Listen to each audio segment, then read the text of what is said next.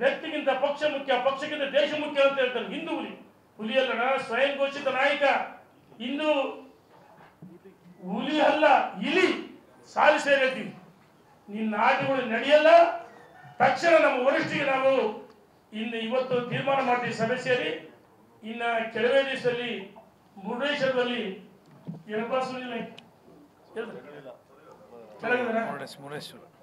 ಇಲ್ಲಿ ಸುನೀಲ್ ನಾಯ್ಕ ನಮ್ಮ ಇವರಲ್ಲಿ ಇದ್ದಾರೆ, ರೂಪಾಲ್ ನಾಯ್ಕ ಜೊತೆಗಿದ್ರಲ್ಲ ಇಲ್ಲೋದು ಅವರು ಮುರುಡೇಶ್ವರಕ್ಕೆ ಬರಬೇಕಂತ ಹೇಳಿದ್ರೆ ಆ ದಿನಾಂಕವನ್ನ ನಾವು ಕೂತು ಚರ್ಚೆ ಮಾಡ್ತೀವಿ. ಮತ್ತು ದಾವಣಗೆರೆ ಸಮಾವೇಶ, ದೊಡ್ಡ ಸಮಾವೇಶ, ಇವರಪ್ಪಂತ ಸಮಾವೇಶ ಮಾಡಿಕೊಳ್ಳಪ್ಪ, ಯಾರು ಬೇಡ ಅಂತಾರೆ.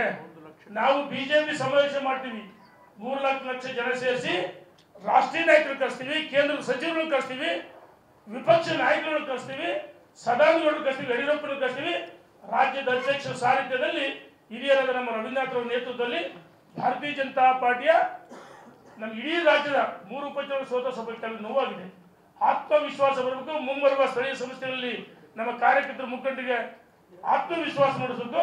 ಅದಕ್ಕೋಸ್ಕರ ದಾವಣಗೆರೆಯಲ್ಲಿ ಸಭೆ ನಿಗದಿ ಮಾಡ್ತೀವಿ. ದಿನಾಂಕವನ್ನ ಒಂದು ದೊಡ್ಡ ಸಭೆ ಮಾಡ್ತೀವಿ. ಇನ್ನು ಮುಂದೆ ಈ ರೀತಿ ಮಾತನ್ನು ಕೈ ಬಿಡಬೇಕು.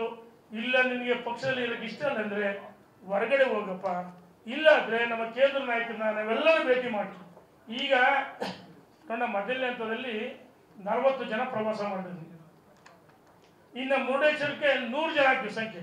ದಾವಣಗೆರೆಗೆ ಸೋತವರು ಮತ್ತು ದಾವಣಗೆರೆಯಲ್ಲಿ ಹಾಲಿ ಮಾಜಿ ಲೋಕಸಭೆ, ವಿಧಾನಸಭೆ, ವಿಧಾನ ಪರಿಷತ್ತು ಮತ್ತು ಸೋತವರು ಗೆದ್ದವರು ಮಾಜಿ ಮಂತ್ರಿಗಳೆಲ್ಲ ಸೇರಿಸಿ ಒಂದು ದೊಡ್ಡ ಪೂರ್ವಭಾವಿ ಮಾಡಿ ದಾವಣಗೆರೆಯಲ್ಲಿ ದಿನಾಂಕ ನಿಶ್ಚಯ ಮಾಡ್ತೀವಿ ಅಂತ ಹೇಳಿ ನಾನು ಈ ಸಂದರ್ಭದಲ್ಲಿ